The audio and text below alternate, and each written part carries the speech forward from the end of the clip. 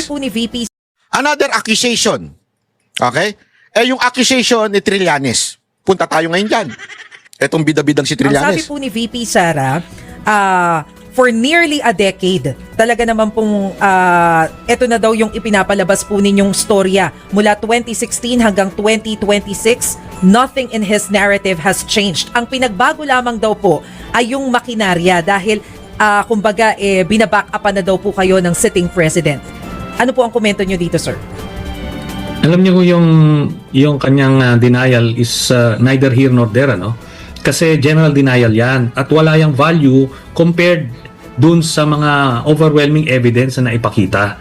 Dapat ang pag-refute niya nitong mga ebidensya na naipresenta kahapon ay magpirma siya ng waiver niya at bank waiver niya para sa ganun i-disprove niya na hindi totoo yan. Now, patutunayan ko sa inyo that this person is really stupid.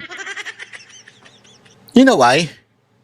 Para daw mapatunayan na hindi totoo yung mga sinasabi doon sa mga pinresinta nila. Especially yung pinresinta nito na tumatanggap ang pamilya Duterte, kasama pa nga si Kitty doon, from the drug lord. Alam mo, ang sabi niya? Para mapatunayan ni VP Sara, bakit di siya magpirma ng waiver? How stupid is that? Sorry that kind of logic is the most stupid logic ever. You know why? You have the responsibility to prove your accusation. The benefit of the doubt ay na kay VP Sara Duterte. Ibig sabihin, hindi si VP Sara Duterte magpapatunay na wala siyang kasalanan. Ang magpapatunay ay kayong nag-aakusa sa kanya. So you don't say, I will sign the waiver. You don't say na, oy VP Sara, mag-sign ka nga ng waiver para mapatunayan mong wala kang kasalanan. Kayo ang nag-aakusa. Kayo ang may bigat na magpatunay na may kasalanan si VP. Hindi yung si VP Sara Duterte patutunayan niyang inosente siya. Dahil nasa sa inyo yung bigat ng pag-aakusa, nasa sa inyo ang bigat na magpresenta ng ebidensya. Bigyan kita ng example, Trillanes, Bigyan kita ng example. Inakusahan ka nung mga ex-security ni Zaldico. Sabi nila, nakatanggap ka daw. Sabi nila, hindi ako. Allegedly, nakatanggap ka daw. Sabi ni mga dating security ni Zaldico ng mali-maletang pera para daw dun sa ICC or something. Sabi nila yon. Okay. Ngayon, sabi mo, hindi totoo yan. That is not true. Sumagot ba yung mga ex-security ni Zaldico o di kaya yung kanilang abogado na si Attorney Baligod at sinabi niya, if it is not true, can you sign a waiver of your bank account?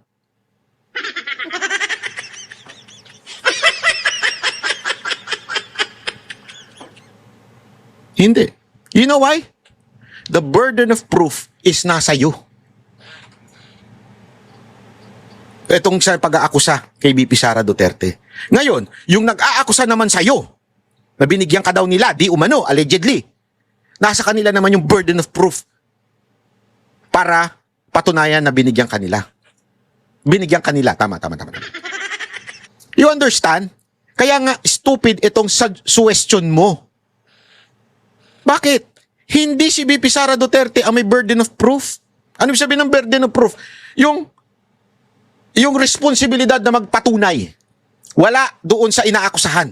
Kung hindi doon sa nag-aakusa, ikaw yung nag-aakusa. Di ba inakusahan mo doon sa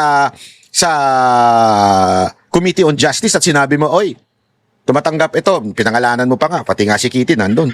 Ilang taon pa lang si Kitty nun, batang-bata pa lang siya nung sinabi mong yun, tumatanggap na kaagad. Mula sa mga drug lord, kung sino-sino pinangalanan mo dun. Ang burden of proof nasa iyo. Kaya nga sabi ni VP Sara Duterte, ang tagal-tagal na niyan. That's what she meant dun sa sinabi niyang, dekada na yan. Bakit hanggang ngayon, hindi ka pa naglalabas ng ebidensya? Patunay? Hanggang ngayon, wala ka nilalabas na patunay. Gusto mo ako magpatunay? Naging ilongga na si Bibi Sara Duterte. Kaya ang laking kalokohan eh. Yung SALN, una, hindi naman. Sa ombudsman lang. Pangalawa, yung AMLAC, pinaliwanag ko na rin sa inyo anong dahilan doon sa AMLAC. Diba? Pinaliwanag ko sa inyo kung bakit ganun lumobo yun. Pangatlo, itong akusasyon ni Trillanes na tumatanggap daw kung saan-saan. Eh wala ka naman pinresentang ebidensya. Walang resibo. So lahat yan tatlong akusasyon nyo, oolat na naman. Oolat.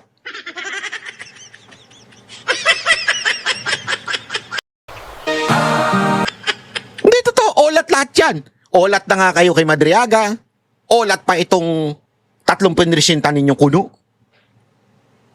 O ito ha, para mas maunawaan natin. Matapos questionin sa impeachment proceedings ng House Committee on Justice ang kanyang SALN, nanindigan si Vice President Sara Duterte na lehitimo ang lahat ng pinanggalingan ng bawat sentimo ng kanyang mga pera at ari-arian. Nakatutok si Marisol Abduraman. Inalagaan ng defense team ni Vice President Sara Duterte ang mga komentong hindi daw nagtutugma ang mga halagang nakalagay sa kanyang statements of assets, liabilities, and net worth sa mga bank transactions na pinakita sa hearing kahapon. Para po sa amin, actually, wala naman pong hindi nagtutugma. Perhaps it's just the way that things were presented. Kung accurate ba yung presentation na gano'n. Sa testimonya kahapon ng Anti-Money Laundering Council o AMLAC sa pagdinig sa House Committee on Justice, sinabi nitong merong mahigit 6 na cover at suspicious transactions sa mga bank account ng bise at kanyang asawa na nagkakahalaga ng 6.7 billion pesos. Suspicious transactions does not equate to any wrongdoing or unlawful Yan. activity. Perhaps the bank thought or tagged it as suspicious, so umakyat no, sa AMLAC. Dagdag nila, umabot sa halos 7 bilyon ng halaga ng mga transaksyon dahil pinagsama-sama ang halaga ng mga transaksyon sa mahigit 18 taon. Ibig sabihin, lahat na Ayun pala, 18 years.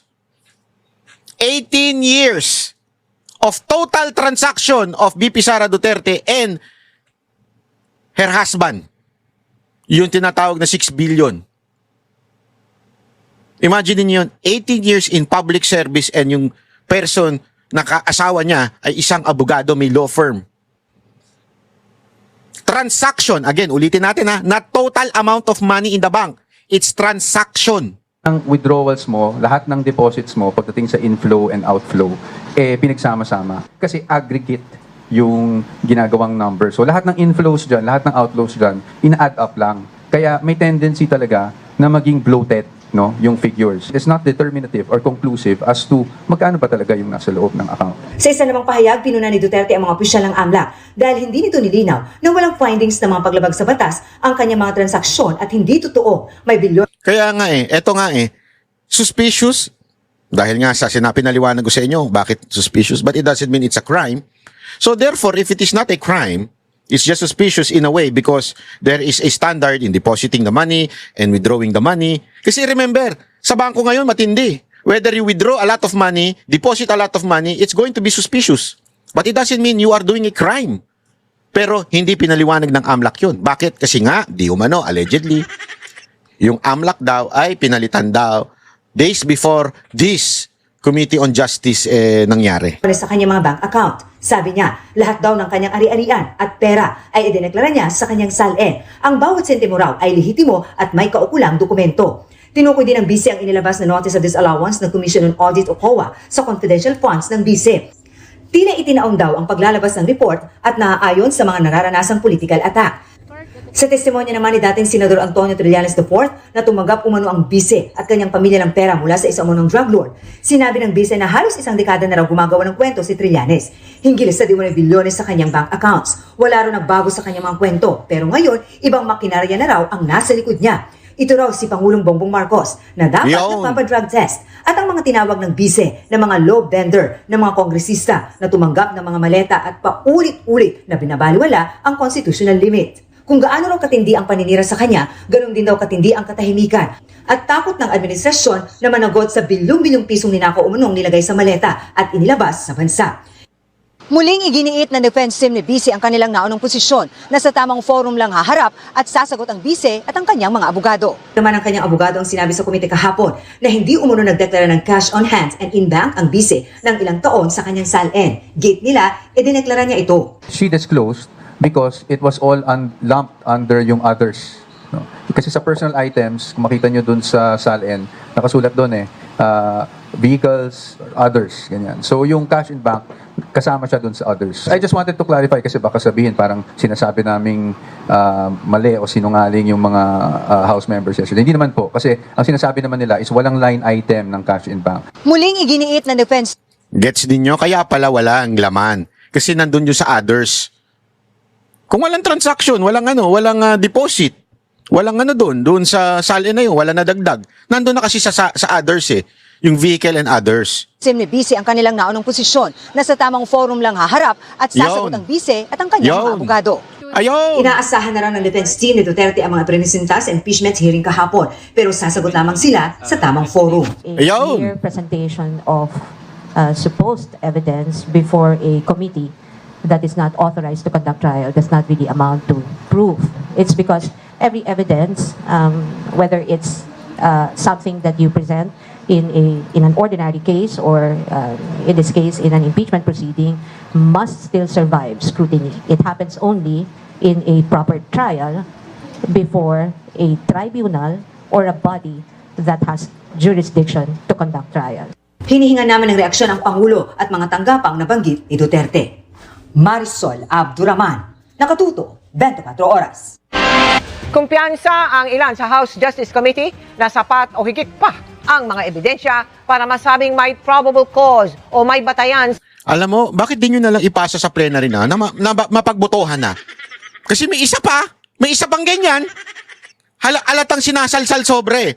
Alatang sinasalsal ito kasi alam nilang walang pag-asa ito Alam nilang palyado lahat ng kanilang ebidensya pag isinalang mo na sa korte. Bakit nila pinapahaba ito in public eyes at may drama-drama pa sila? Are you crying? Are you clapping? Are you crying? Are you shitting? Bakit nila pinapahaba pa? Again, it's no longer for the impeachment. Impeachment, alam nilang wala ang mangyayari kasi alam nilang palyado lahat ng mga ebidensya. Bakit ganito? Alam niyo kung bakit? Para sa paninira lamang ng ni BP Sara Duterte, imahe ni BP Sara Duterte. Kaya mga kababayan, huwag tayong papaloko Dahil lahat ito, diversion ito doon sa tunay na issue. This is the one underwear every man Na si Martin Romualdez, inilalaglag na ang kanyang pinsan na si Marcos at binabantaan na ang Malacanang na sasabihin ko lahat pag kayo hindi nyo ako pinayagang lumayas ng Pilipinas. Mag-antay kayo. Hindi na pumayag. Nako po, mas magandang issue yan. Hindi pumayag Sa impeachment case laban kay Vice President Sara Duterte, tinawag pang smoking gun ng isang kongresista ang mga nakita sa SALN ng Vice at ang bilyong-bilyong pisong transaksyong kinumpirma ng Anti-Money Laundering Council. Nakatutok si Tina Panganiban Perez. Ang nakita ng House Committee on Justice na malaking pagkakaiba ng halaga ng bank transactions ni Vice President Sara Duterte kumpara sa kanyang Statement of Assets, Liabilities and Net Worth, tinawag na smoking gun ng isang miyembro nito. Para sa akin, ito ay isang smoking gun na at least insofar as Tama ka, smoking gun, puro smoke, walang bala. Hindi, para kang lumaban sa gera na walang bala, puro smoke. Kasi sablay Para bagang hold up. Tapos nung pumalag yung hinold up mo, pinutok mo, usok lang ang lumabas. Smoking gun nga. Tama ka dyan, probable cause is concerned, ay andyan na yan. Ang pagdinig ng komite, ginagawa para alamin kung merong probable cause para i-impeach si Duterte. Na-reach na po ba yung threshold for probable cause sa tingin po ninyo? This is my take, in my personal capacity, not as Justice Chair. After all, I do not vote. Tingin ko, baka nga nalampasan pa. Yung pala bakit may isa pa? Yan ang problema talaga pagka... Ito problema pagka madaldal ka masyado Napapahama ka sa kadaldalan mo. Sabi niya, di ba? Baka nalagpasan pa. Ibig sabihin, talagang oo. Di ba? Ganun kasimple. Eh bakit may isa pa kayong may pagdinig pa kayo dyan? Kasi nga, propaganda. Propaganda. Propaganda. With the weight of evidence that were presented in yesterday's hearing. Ang net inflow na dumaan sa mga account niya ayon sa AMLA ay umaabot sa 2.87 billion pesos. Samantalang ang na-declare niya sa kanyang SALN ay 88.5 million pesos lamang. Napakalaki ng pagkakaiba yung discrepancy ng dalawang halaga na yan, at either dito sa committee o kaya sa Senado, kung yan ang kagustuhan niya, ay dapat ipaliwanag niya. May nakita ng probable cause ang ilang miyembro ng House Committee on Justice para i-impeach si Vice President Sara Duterte kahit hindi pa nabubuksan ang kahong isinumite ng Bureau of Internal Revenue na naglalaman ng mga income tax returns ng bise at ng kanyang asawa. Kita nyo na? Meron na pala eh. Meron na pala eh. Bakit nyo pa kailangang dagdagan pa ng kung ano-ano pang hearing? Bakit? Kasi hindi pumayag yung BIR na buksan kasi wala sa batas yun? Hindi, bawal kasi yun eh, sa totoo lang. Pero again, pinagpipilitan nila, pwede daw kasi impeachment ano daw yan. Pero don't ever forget, it is not impeachment court. Only the impeachment court. Sabi nga kasi ayon sa batas, mismong yung dating BIR commissioner na si Hinares, napanood ko sa isang news, sabi niya, ayon sa batas, talagang bawal yan. Only the court. And in this instance, this is not the court. The court is the Senate pag naging impeachment court na. That's the only time pwedeng i-open. Kaya nga tang inang drama ni Sorry naman. Yung drama ni pangalan nito, yung may utang di umano allegedly kay BP Sara Duterte, according to BP Sara Duterte, yung bubuksan ba natin to? Ginagaya niya yung yung kay ERAP noon, yung envelope, akala niya kaya nga tatanga-tanga rin eh. Yung kay kay ERAP, yung envelope na yon para magrebelde against the president. Si ERAP yun. Ngayon, magre-rebelde against the vice president? For what reason? Para mapababa siya, mapalitan ng gobyerno. Ang tanga-tanga ninyo, hindi naman gobyerno si BP Sara Duterte. Di ba? Tapos, gaganon-ganon pa siya dun sa kahon eh. Bubuksan natin to. Bakit ayaw niyong pabuksan? Ganyan-ganyan. Kala niya siguro magti-trigger ng Alam nyo, dahil sorry sa term, pero this is the truth. Dahil sa katangahan na ginagawa ninyo, akala nyo ba nakukuha ninyo ang taong bayan? Mas lalong nabibwisit sa inyo. Mas lalong nabibwisit sa inyo ang taong bayan. Dahil nga, niloloko ninyo eh. Niloloko ninyo, nakakala ninyo, napapaniwala ninyo. Ang problema, may social media na. Kung nababayaran ang mainstream media at paulit-ulit na sinasabi na may di umano daw tagong yaman si BP Sara Duterte, alam mo na binabayaran ng media ngayon eh. Kitang-kita mo kung paano nila durugin si BP Sara Duterte. Pero ang problema, may social media na nagpapaliwanag at hindi lang po kami yon. Hindi lang po banateros. Maaring natakot nyo yung iba, maaring na-block nyo yung iba dahil nagsishare ng fake news na nababan ninyo. But again, don't ever forget these people in the house. Kahit yung mga abogadong hindi maka-Duterte, pinagtatawanan kayo. Dahil para kayong mga hindi abogado, mga mambabatas na walang alam sa batas. Kaya kahit nga mismo yung mga congressman na una-una, hindi Duterte, hindi pro-Duterte. Mga kakampi ninyo pero abogado, pumapalag minsan eh. Pumapalag sa mga katarantaduhan ginagawa nyo dyan. Kasi alam nila na talagang binababoy nyo yung batas. Ginagawa ninyo ng paraan. Kaya nga ang tawag ni BP Sara Duterte, the law bender eh. Kasi ginagawa ninyo ng ng paraan, yung mga hindi dapat. Yung mga mali, ginagawa ninyong tama. Yung mga illegal, ginagawa ninyong legal. Kaya mismong mga abogado na hindi kaalyado ni BP Sara Duterte, nakakatawa kayo. Ang mga abogado lang na nagbibigay ng, sabihin na natin, ng papuri sa mga ginagawa ninyo, ay yung mga pinklawan na abogado, mga dilawan na abogado, yung mga kaalyado ninyo. Pero maghanap ka dyan ng mga neutral na abogado, yung style na ginagawa ninyo, halatang-halatang you're not observing due process. This is not a impeachment court. Doon pa lang, tablado na kayo doon. Kaya mga kababayan, maniwala ko kayo sa hindi. Dapat talaga mapagmatsyag tayo. At mag-like kayo kasi Huwag tayo magpapaloko, mga banateros, sa drama at scripted na paratang ng mga politikong desperado. Kapag hindi nila kayang talunin sa serbisyo, sisiraan sa media. Kapag hindi nila kayang talunin sa eleksyon, yuyurakan ang imahe. Kaya alam mo, mga kababayan, pilit man nilang pinababagsak si VP Sara Duterte at ginagawan ng issue para lituhin po ang mga publiko. Ganyan ang luma at maruming laro ng politika sa bansang Pilipinas. Pero tandaan ninyo, ito ang katotohanan. Kahit anong tabo nila ng propaganda, lalabas at lalabas pa rin ang katotohanan. Kaya kung sawa na kayo sa mga pakulo ng bayarang media o mga imbentong istorya ng mga politiko, aba, dito lang kayo sa Banat Bay. I-like, i-share at i-subscribe ninyo ito at i-comment sa baba. Katotohanan ba ang hanap nila o pamumulitika lamang kay VP Sara Duterte? Ako po si Banat Bay. Dito walang urungan, walang plastikan, puro katotohanan lang. Kung gusto mo gagawan din kita ng isang matinding paliwanag para mas maunawaan ninyo. Pero saan nyo makikita yan? Sa Facebook account ko. Pinromote ko lang yung Facebook ko, mga kababayan. Gusto nyong mas minsan mabilisan din, mag-like